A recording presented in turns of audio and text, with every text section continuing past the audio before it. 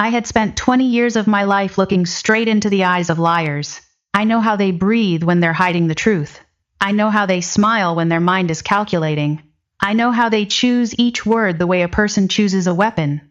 Until I sat in the kitchen of my own home and realized that the most dangerous liar of my life wasn't some criminal in a case file, but the man who had slept beside me for 7 years, and the woman I called my little sister. The moment everything began had nothing dramatic about it. Just an ordinary Tuesday evening, a kitchen with the lights on, and a silence so brief that a normal person might have missed it entirely. But I am not a normal person. I came home 2 hours early because a meeting had been canceled.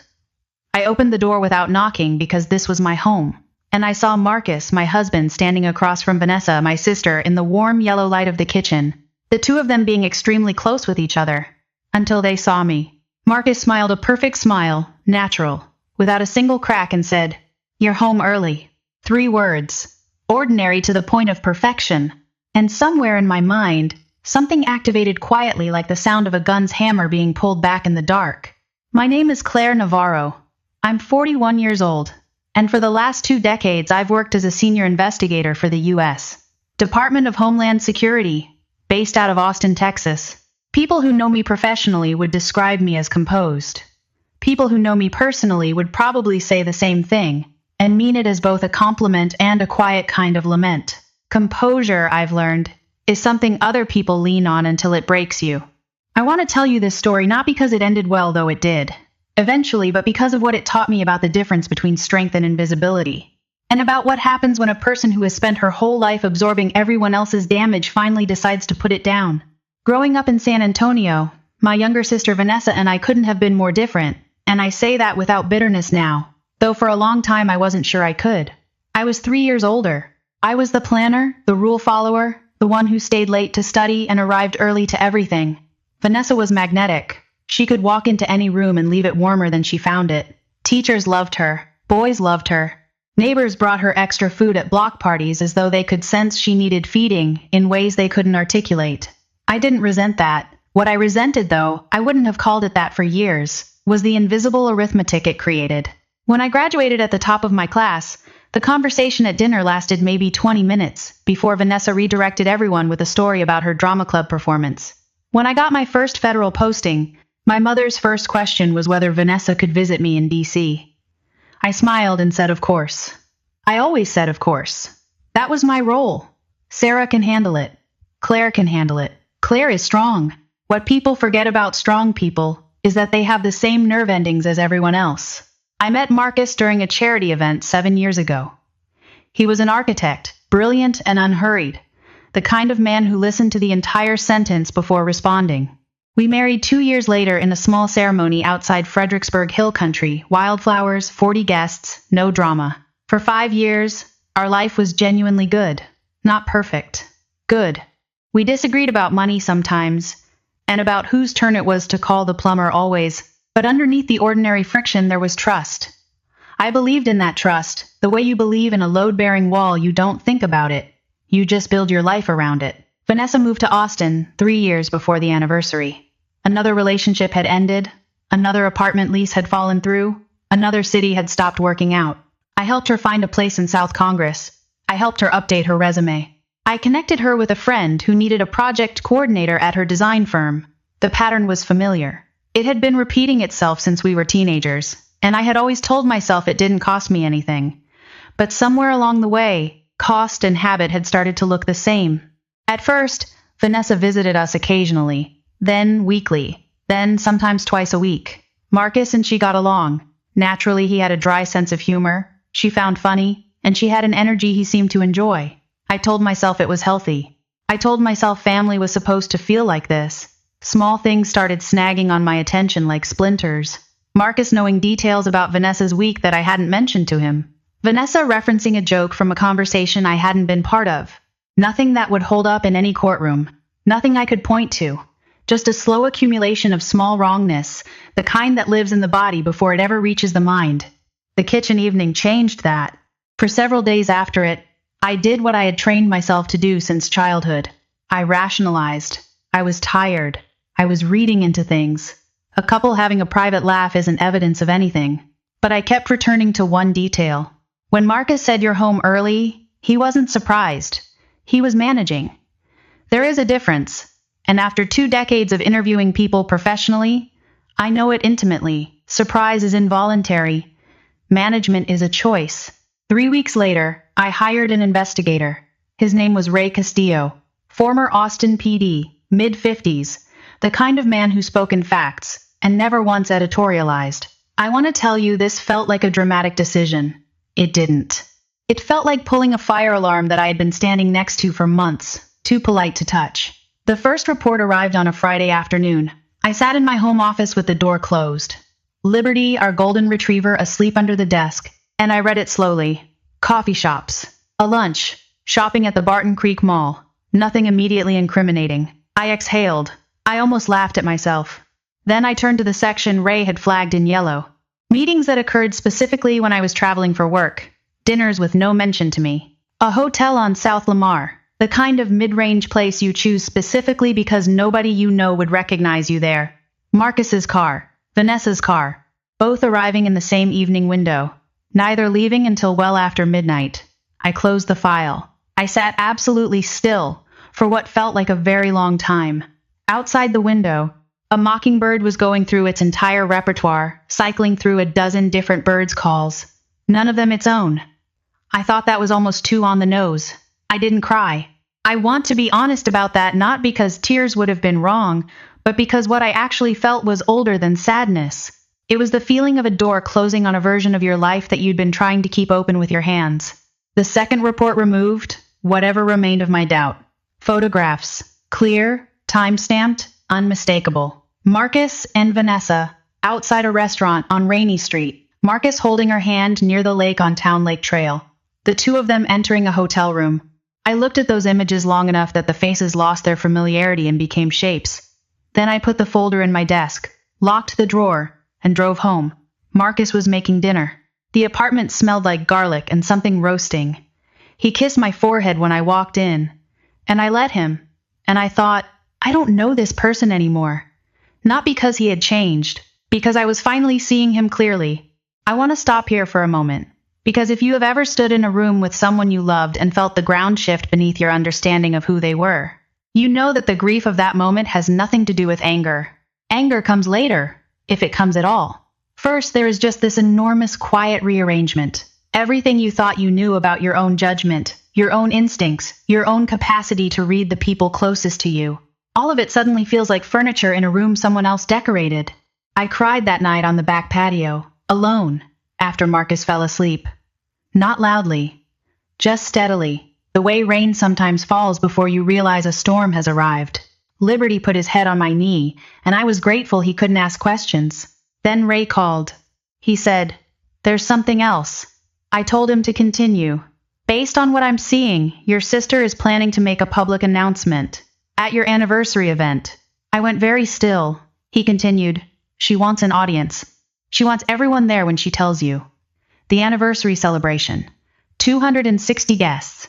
The Hyatt Regency overlooking the Colorado River. White flowers. A string quartet. A milestone we had been planning for 8 months." I closed my eyes. I stayed on the phone in silence long enough that Ray said carefully, "You still there?" "Yes," I said. And then, because it was true, she just made a mistake. I want to be honest with you. In that moment, I could have ended everything quietly. I could have confronted Marcus that night, filed for divorce the following week, and let Vanessa have whatever story she wanted to tell. I considered it. For about 4 minutes, I considered it seriously. But then something shifted in my thinking, not toward revenge. I want to be clear about that. I have never been interested in revenge, but toward truth. If Vanessa wanted a public stage for her version of events, then the only responsible answer was to ensure the full truth was present on that same stage. Not my anger, not my grief. The documented, verifiable, irrefutable truth. I spent the next 3 weeks preparing. I met with Ray 4 times. We reviewed every scenario. I had the documentation professionally organized. And then, 4 days before the event, Ray delivered information I had not anticipated. Vanessa was involved with a second man. The relationship had been running concurrently with the affair, overlapping for at least 5 months. And she was pregnant. Ray placed medical records on the table between us. The timeline, cross-referenced with every documented location and date, did not align with Marcus. I stared at the paperwork. For a moment I couldn't speak. Then I said quietly, "She doesn't know that you know." Ray shook his head. "No, she doesn't." The irony was so complete it almost felt constructed. She had spent months engineering a revelation she believed would take my life apart, and she had unknowingly built that revelation on a lie that would take her own apart instead. I did not feel triumphant about this. I want to be clear about that too, because I think the story is misread if you walk away thinking I won. I didn't win. There is no winning when the people who were supposed to love you spend years secretly competing with you. What I felt, sitting across from Ray Castillo in that fluorescent-lit office, was something closer to exhausted clarity. The morning of the anniversary, Marcus left early to meet with the event coordinators. I stood in front of my bedroom mirror, in a deep burgundy dress, putting on the small gold earrings my grandmother had left me. The woman in the mirror looked composed. She looked ready. What she felt, underneath all of it, was grief, clean and finished, the kind that has already done its work. I got a text from Vanessa around noon. "Tonight's going to be unforgettable," it said. I typed back, "You're right." And then I drove to the Hyatt. By 7 o'clock, the ballroom was alive. Friends from Federal Service, neighbors from our block in Travis Heights, college friends, cousins, Marcus's family from Dallas, Vanessa standing near the bar in a green dress, laughing, the center of her own gravity, as always. I moved through the room and spoke with people and smiled and meant most of it. Ray arrived through a side entrance at 7:15. Dark jacket, quiet movement, entirely forgettable in a room full of people making themselves memorable. Our eyes met once across the room. He gave me the smallest nod. I looked away. At 8:40, the DJ faded the music. Marcus stood to give a toast. He looked nervous, in a way I now understood was not about the speech. And then Vanessa moved. I watched her cross the dance floor with purpose, watched her reach the DJ's table, watched her lift the microphone from his hand before he understood what was happening. She turned to face the room. 260 people turned toward her, and she smiled the widest smile I had ever seen on her face. "I'm sorry to interrupt," she said, and she didn't sound sorry at all, "but there's something everyone here deserves to know." The room went quiet by degrees, the way a concert hall quiets before the first note. I felt my mother tense beside me. My father's hand moved to the edge of the table. Across the room, Marcus had gone the color of old paper. Vanessa placed her free hand against her stomach. "I'm pregnant," she said. "And the father," she paused, letting the silence stretch, savoring it, "is Marcus." The room didn't gasp so much as exhale. Several people turned to look at me. My mother made a sound I had never heard before. My father stood up, then seemed to think better of it and sat back down. Marcus pushed his chair back so abruptly it fell behind him, and he didn't notice. Vanessa looked at me, and her expression was the expression of someone who has been preparing a line for a very long time and has finally reached the moment to deliver it. She thought she had won. She thought the next 60 seconds would be the defining moment of both our lives. Hers ascending, mine falling. She thought she was about to watch me break in front of everyone I had ever loved. She had no idea. I set my napkin on the table. I stood up slowly. I smoothed the front of my dress, and I held out my hand toward her. The room didn't understand. She didn't understand. But she handed me the microphone, because in that moment she still believed she was directing the scene. "Thank you, Vanessa," I said, and my voice was completely steady. I looked around the room, at 260 faces suspended between confusion and dread. "I appreciate you sharing that, because actually, I've been waiting for the right moment to share something too." She laughed. "Nervous now. What are you talking about?" 4 months ago, I said, I hired a private investigator. Every molecule of sound left the room. His name is Ray Castillo. He's been sitting near the back wall all evening. Every head turned. Ray stood slowly from his table, the way a man stands who has done this before and sees no reason to rush. He walked toward the front of the room, each step measured, carrying a black binder that was thicker than most novels. Vanessa's face changed, not all at once. Slowly, the way a photograph develops in a darkroom, first the outline, then the details, then the full, unavoidable image. "What is that?" she said. It wasn't quite a question. Ray placed the binder on the podium and opened it. Behind me, the event's projection screen lit up. The first image appeared. A car I recognized outside. A hotel I recognized, at a timestamp that matched a night I had been in DC for a briefing. The second image? The third. Marcus and Vanessa outside a restaurant on Rainy Street. Marcus and Vanessa at Town Lake. Hotel receipts. Credit card records. Text message transcripts that made several people in the room look at their shoes. The string quartet had completely stopped playing. Nobody had told them to. They had simply stopped. I could feel Marcus behind me. I didn't turn to look at him. I knew what his face looked like. I had already grieved him. What I was watching now was something else. I was watching my sister realize, in real time, that the story she had spent a year writing was not the story that was being told tonight. There's one more thing, I said. I looked directly at Vanessa. You mentioned the pregnancy. She lifted her chin. She still had a thread of defiance left. Yes, I did. Ray.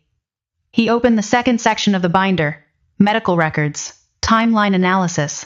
A second name, a man none of the guests recognized, a man nobody in my family had heard of, a man whose relationship with Vanessa, the investigator, had documented with the same meticulous patience he'd applied to everything else. The projector displayed the dates, the overlapping timeline, the biological impossibility of Marcus being the father given everything Ray had documented. The room went completely still for 3 full seconds. Then it erupted. I'm not going to pretend that part wasn't painful, because it was. Not the exposure. By then I was past that, but the sound of my mother crying, the sight of my father's face crumpling, as 20 years of defending Vanessa reorganized themselves into something he couldn't explain away. Marcus said my name, and I turned to look at him for the first time all evening. He had his hand pressed over his mouth. Sarah, he started. Claire, I said, quietly correcting him, because even in that moment he was making me smaller than my own name. I'm Claire. And no, there's nothing left to explain. Vanessa was crying now, and I want to tell you honestly, I felt something when I watched her cry. Not satisfaction. Something more complicated. I felt the weight of a sister I had loved for 38 years, and all the ways that love had been returned as currency rather than tenderness. I felt the little girl who used to climb into my bed during storms, and I felt the woman who had spent a decade rehearsing how to replace me. Both were real. Both were her. And I couldn't save either of them. My father stood and walked to where Vanessa was sitting. For a moment, I thought he was going to comfort her. Instead, he stood quietly in front of her and said, in a voice I had never heard him use before, I don't recognize the person who planned this. Vanessa reached for his arm. He didn't pull away, but he didn't respond either. And then he turned to look at me, and in his eyes I saw something I'd waited my entire life to see without knowing I was waiting. He said, We expected too much from you. We expected you not to need us. My throat closed. I nodded once. That was enough. The celebration ended that night in a way nobody could have predicted, and everyone would remember. Ray packed his files quietly. Several colleagues from my office hugged me. A few friends from my federal cohort simply shook my hand, the kind of handshake that carries more weight than a speech. Marcus left before anyone else. Vanessa left shortly after. I stayed until the last table was cleared, not because I was performing, but because it was my anniversary, and I had paid for the room, and I was not going to let anyone take that from me too. 3 months later, the divorce was finalized. Faster than I expected. Cleaner than most. There wasn't much to argue over, not because the marriage had been thin, but because trust, once it's gone, has a way of making everything else feel negotiable. I signed the final documents on a Wednesday morning, took Liberty for a long walk along the Barton Creek Greenbelt, and felt something I hadn't expected. I felt lighter, not happy that would come, gradually and genuinely, but not yet, just lighter. Like I'd been carrying something for a very long time, and had finally set it down. This story taught me something I want to share with you, and I want you to hear it clearly. The people who are called strong in families are often the people who are quietly failing to be protected. Strength becomes a reason not to ask. Strength becomes an excuse to expect. And if you have ever been that person, the one who handles things, the one who never falls apart, the one everyone calls reliable, I want you to ask yourself honestly, when was the last time someone asked how you were holding up, and you told the truth? Because there is a version of love that uses you like infrastructure. It counts on you not to collapse. And there is a version of resentment that looks like admiration until it has a microphone and an audience. Vanessa contacted me about 8 months after the anniversary, through a letter, an actual handwritten letter, which surprised me. 6 pages, most of which I read carefully, and most of which I'll keep private. but one line stopped me. She wrote, "I spent years competing with you, and I never once stopped to consider that you hadn't entered the competition." I read that sentence 4 times, not because it fixed anything, not because forgiveness is the same as reconciliation. Those are different things, and I think we confuse them constantly. Forgiveness is something you do for yourself, so that grief doesn't become a permanent address. Reconciliation requires trust, and trust requires time and changed behavior, and honestly, that jury is still out. But the sentence was honest, and honesty, from Vanessa, was rarer and more valuable than any apology. I wrote back, short, respectful. I told her I hoped she was building something real. I told her I hoped she was a good mother to her daughter who had arrived healthy, in March, and who bore no resemblance whatsoever to Marcus. And I told her that the door was not locked, just not open yet. Today I'm in a life that looks very different than the one I was trying to protect on that anniversary night. I got a promotion last year. I bought a house in Barton Hills with a back deck that overlooks the creek. I have a small, quiet circle of people I trust completely. And I have learned this took time. I won't pretend otherwise that the end of the life I thought I was building was not a loss. It was a correction. Sometimes the most important thing that happens to you is the thing that forces you to stop building on a cracked foundation. If you've ever been betrayed by someone you trusted completely, a partner, a sibling, a friend, I want you to sit with this question. What were you carrying for them that they never acknowledged? Because often the betrayal and the long history of imbalance are not separate stories. They're the same story told in different chapters. Leave a comment below. Drop a 1 if you think I should have confronted Marcus the night I found the first report. Drop a 2 if you think the anniversary moment was the right call. Drop a 3 if there's something in this story that mirrors something in your own life. You don't have to explain it, just the number. And tell me where you're watching from and what time it is where you are right now, because honestly, knowing you're out there matters to me. If you've made it this far, you're the kind of person who doesn't walk away from a story that asks something of you. I'm grateful for that. There are more stories like this. One story's about the invisible labor of loving people who take that love for granted, and what happens when someone finally decides to stop. Subscribe so you don't miss them. The next one might be the one that puts words to something you've been carrying for years. This is a fictional story inspired by real emotional experiences, fully rewritten and reimagined, set in Austin, Texas to create original content. Any resemblance to real persons, living or dead, or to actual events, is entirely coincidental.